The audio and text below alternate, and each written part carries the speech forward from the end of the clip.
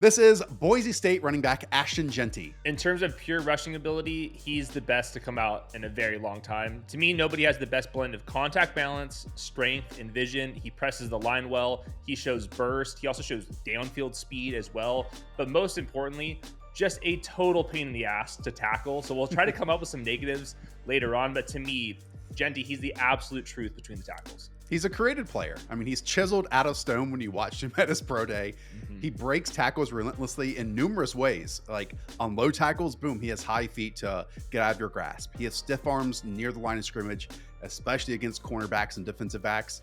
You even saw a couple of spin moves against linebackers trying to fill lanes at the second level. And on top of it, his pre-snap posture is absolutely hilarious, and it's turned into a meme. So what is there not to love here? I mean, yeah, there really isn't a whole lot. Like, there's just basic nitpicks, but I saw the same way. Like, he wins on contact so many different ways, and you don't Yes. even see him like do the like crazy agility stuff that a lot of running backs have to do because he's so low to the ground and he's so damn strong that the just good old run right through you typically works. Like, these guys cannot wrap around him. Like, there's so many guys that try to lean with their shoulder and come in at like full speed and just bounces off dudes. And this wasn't just a Boise State versus all the teams that they were used to Hawaii. playing, just absolutely annihilating it. I was watching the Penn State. I mean, they could not tackle No. Ashton Jeanty. It did not matter. So, like, you can miss me with all the strength to schedule stuff that we've seen with the Ashton Jeanty profile. This dude, he's just too dense and strong and fast to tackle one on one. Yeah, I'll bring it up with Oregon, the Yes. number one team in the country for quite a long time last year. And like this is slight hyperbole, but it legitimately takes two people to bring him down on every single time he touches the football. Like there's a 3rd and 2 again versus the Ducks. Derek Harmon, who is getting first round buzz, gets Very over good. top of his blocker. He wraps two arms around Genty for a 2-yard loss.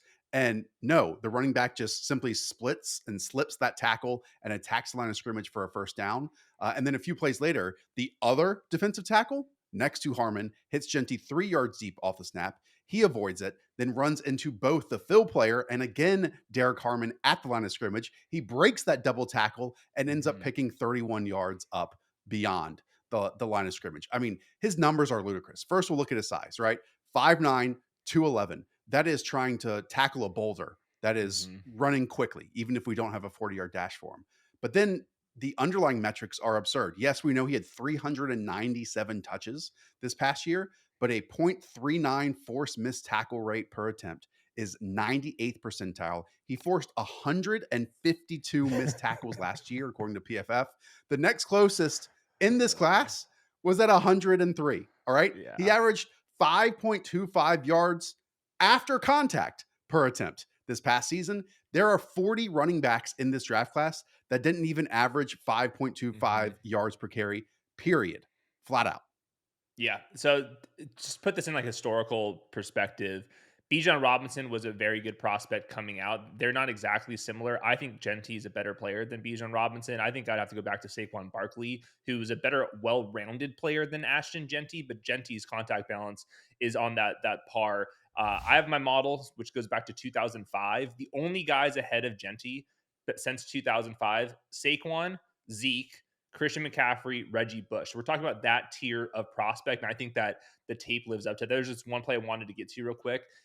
Ball out into the flats as a receiver, catches the ball, and about one step hurdles a guy over the top, which is like some reminiscence of the Saquon Barkley stuff. So he does it in so many different ways. But to me, it's the contact balance, and it's the number one trait that I'm looking for running backs as well. Is like, can you actually make finish through guys, actually make some guys miss? And there's Totally. so many ways in the pass game that they got him out to the flats where you create these one-on-ones. You're not seeing the angle routes and the option routes and all that fun stuff.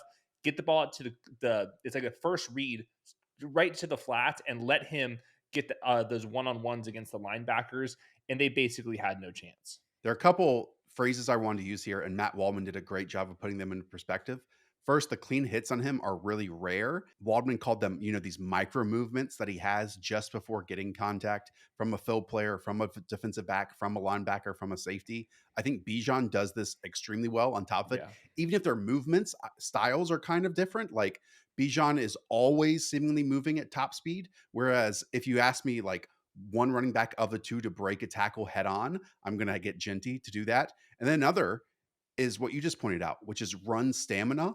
Like, even if he breaks 2 tackles or 4 tackles or 6 tackles on a single Mhm. run, which we have seen him do against Washington State this year, he still has the juice to force more at the next level and then also run 30 or 40 yards on that same carry to pick up, even more explosive, longer gains.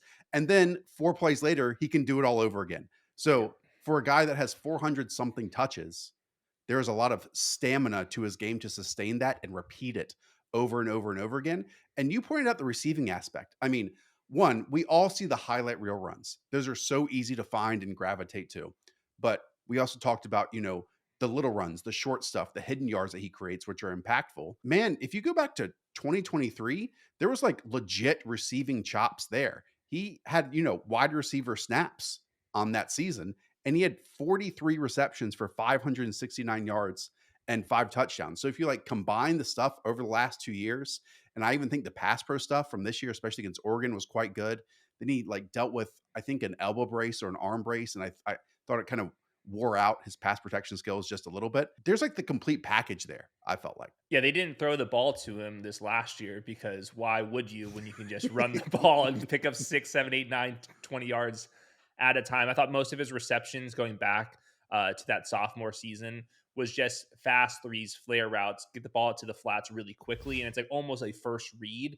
And it's like almost like an extension of the ground game. He can obviously catch the check down. I thought that he had reliable hands. You're not getting Christian McCaffrey, Reggie Bush, Oh, of Saquon course not. Barkley route running. That's like the difference between like the total god tier and then where Jeanty is, which is like right underneath that. But this guy can catch 60 passes based off of the offense. There's no question about that. Most running backs aren't out in the slot and actually winning double moves and all the crazy stuff that you like get the hype out in training camp. Most of the reception work from a running back in the NFL is just all the balls out into the flats really quickly and the screen game, which he can definitely do. There's no concerns about that. The pass protection stuff is rock solid as well. So I think this guy's a true bell cow, can Yep. play on pass downs, and it's like not even a weakness for me. So here's the comparison I came up with. Alvin Kamara is one that's thrown out often. I went in a bit of a different direction, and this might upset some people because I know that this guy is 5'11 and 227 pounds. But I think Ashton Jeanty is a more compact version as a runner as Nick Chubb. And I think he has the passing game chops on top of it that really didn't see from Nick Chubb at Georgia, and then really didn't see that often in the Mhm. NFL because he was always paired with a secondary back in that area. But like, again, there were multiple years where all your favorite football analysts could point to saying, hey, Nick Chubb's the best runner of the football in the Right. NFL. And I think we could point to Ashton Jeanty being that Yep. same person, despite him being, 2 inches shorter and about 16 pounds lighter. But again, it's just more compact. And Mhm. maybe that's even more difficult to tackle. Yeah, it really is. That was actually my number one comp as well, was Nick There we Chubb, go. and then the other one was Zeke Elliott. And like, please go do yourselves a favor and watch like rookie sophomore version of Zeke Elliott. The dude absolutely was electric out there as well. And I think that Zeke Elliott provided a little bit more in the pass game than Nick Chubb did. I think that Genty is going to be closer to the Zeke Elliott stuff. So like really, the only like weaknesses I can come up with aren't even, it has nothing to do with the tape. 397 touches last year is a ton. And like there's a lot of injury concerns with that now. He is very young, and I think that he has the body tape to like absorb a lot of that. He's doing a lot of the finishing and not the other way around, like you said. He's a little bit tighter in the hips versus Saquon and CMC. I don't think that's actually a big issue whatsoever. We talked about the route running, which is fine, but it's not exceptional. And then we didn't get the confirmation with his testing. None of those things like really give me any pause with Genty. Like the Yeah. only thing just comes down to is like how much are you going to value running backs versus left tackles, edge rushers, and those are going to be the guys he's going to be compared to inside the top 10. Let's finish with that conversation in just a moment. I do want to add that he did have 9 fumbles over the last 2 seasons. But again, that's on top of about 760 touches. So it's a Yeah. bit different than if you had, 200 touches this Yes. past season. So we both believe he's going to walk in and get, I don't know, 18 to 22 touches per game at the NFL level because we know he can run zone, he can run gap, he can run power, he can do all that stuff. Yep. There were 12 running backs in the NFL last year that hit 18 touches per game. Just 3 hit 22 per game, and that was Saquon, Jonathan Taylor, and actually Kyron Williams. And yeah, the 18 to 22 mark makes a ton of sense. Some games will be more, some games will be slightly less, depending on what landing spot he goes to. I do want to close out with what you brought up because here are the running backs that were selected in the top 12 since the 2012 season. That's, a decade and a half right now.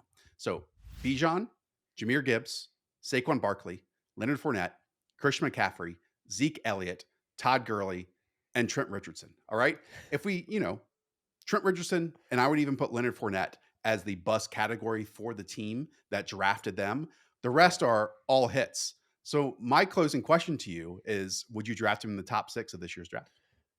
I would not. I think here's the counter, and I think I have him like ranked 10th or 12th overall. We're nitpicking it in this class, by the way. There's just not that many blue chippers. So if you want to go the safer route with Genty, I'm not going to go completely losing my mind with this. The comparison I was just going to make real quick from this last offseason, Saquon Barkley, after winning the Super Bowl, was one of the best players in the entire league. They gave him a 2-year extension, and it was about $20 million guaranteed for each one of those next 2 years. Dan Moore, who nobody even knows about, is a left tackle that signed with the Titans. He's making $20 million per year for 2 years, fully guaranteed. So that's going to be like the nitpick. It's like if you need a left tackle and you need a running back, and you have a Kelvin Banks, Will Campbell, Armin Membu type of guy, or Ashton Jeanty. Genty's a better player at his position than those guys are, but the amount of money you'd be saving versus the two positions, like that's going to be the thing that we have to figure out. And that's why most of the time we don't get running backs this high up in the modern era. But I do think that his draft class is bad enough, and Genty is so excellent that if the Bears or the Cowboys at 10, 12, if there's a tier break after that and they want to go with that, I'm not going to sweat anything like that in this draft class. So my counter to that is, you brought up an offensive lineman. The Philadelphia Eagles had the exact same offensive line minus Jason Kelsey that they did in 2023 versus 2024. And the difference in them winning the Super Bowl was arguably Saquon Barkley. Like the Right, reason but that, I think that's a good point in that I think running backs are the cherry on top because the ability to break a tackle is a little bit easier when you have some space created for you, and when you do break some tackles, you want to actually rip off like 40-yard runs, which we saw with Saquon Barkley. If you have no offensive line, you're getting hit behind the line of scrimmage, and you're going to make the most out of those situations, but you're not going to be able to get the long runs where you want a little bit of space. So when you actually are breaking the tackle, it's getting to the second and third level, not just like broken tackle, and now here comes a linebacker into my lap. So I would be cautious about which teams I would want to do this. I yeah, do but think the like in the Bears would top be a 10, good we one we though. have the Chicago Bears, for example, who have spent so much and reworked hmm their offensive line hmm to get into a position to maybe place a player like this into it. Like, again, I Yep. think every team is slightly different. To me, when I'm looking at the running backs that I shouted out, again, outside of Leonard Fournette and outside of Trent Richardson, all of those names totally changed the way that those offenses play football. They Yes. pushed them and elevated them significantly. We can talk about Todd Gurley and the Rams, Zeke Elliott and the Cowboys, CMC and the Carolina Panthers. We know what Jameer Gibbs did with the Detroit Lions. Obviously, Saquon Barkley was the Giants offense. And Bijan Robinson, we saw it multiple times last year, and it's going to continue on, I think, moving forward more so hmm with where the offense is at right now, where if this is an identity player for you, an identity back that changes your offense for the much better and takes it to a next level, it's absolutely worth the selection.